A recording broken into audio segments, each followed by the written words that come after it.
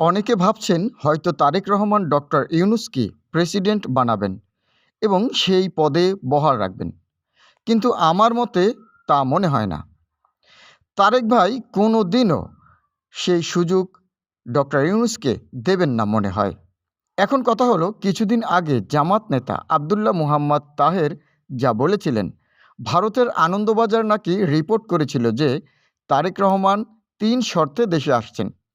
এই শর্তগুলো যদি সত্যি হয়ে থাকে, তাহলে ডক্টর ইউনূসকে প্রেসিডেন্ট বানানোর স্বপ্নটা সোজা ডাস্টবিনে যাবে। তারেক রহমানের দলে অন্য নেতারাও তো ওই সিনেমা চলতে দেবে না। আর দেখুন, বিরোধী দল এখন সংসদে বেশ শক্তিশালী। এই ১১ দলীয় জোট এত ভোট পেয়েছে যে ঢাকার আসনগুলোতে তারা রীতিমতো দাপট দেখাচ্ছে। তাই যদি কখনো ৫ আগস্টের মতো কোনো আন্দোলন হয়, তখন কিন্তু প্রেসিডেন্টের ভূমিকাটা অনেক নাটকীয় হয়ে উঠবে। তারেক রহমান যতই ভাবুন না কেন, ডক্টর ইউনূস জনগণের পাশেই থাকবেন। তিনি দলের ত্যাগ নিয়ে রাজনীতি করেন না, তারপরেও ভয় একটা থেকেই যায়। সুতরাং ডক্টর ইউনূসকে প্রেসিডেন্ট হিসেবে রাখা হবে, এটা আমি মনে করি না।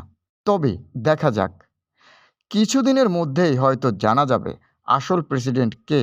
আর আনন্দবাজারের রিপোর্ট যদি সত্যি হয়, তাহলে ভারতও কিন্তু ডক্টর ইউনূসকে প্রেসিডেন্ট হিসেবে চাইবে না। মনে রাখবেন, ভারতের প্রভাব কোথাও নেই। এ কারণেই তো মোদিকে দাওয়াত দেওয়া হয়েছে।